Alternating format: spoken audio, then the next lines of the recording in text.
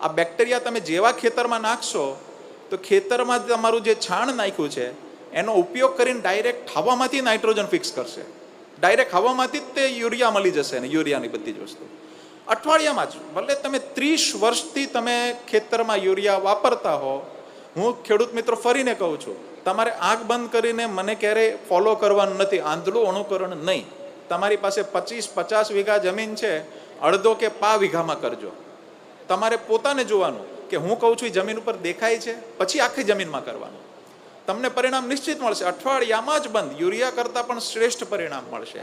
આની અંદર 24 બેક્ટેરિયા એ છે જે છાણ નાખ્યું છે ખેતરમાં એનો ઉપયોગ કરીને ડાયરેક્ટ હવામાંથી જ નાઇટ્રોજન આપ્યા કરશે, હવામાંથી જ આપ્યા કરશે, એટલી સ્પીડમાં આપશે કે યુરિયા કરતાં પણ જલ્દી કામ કરશે.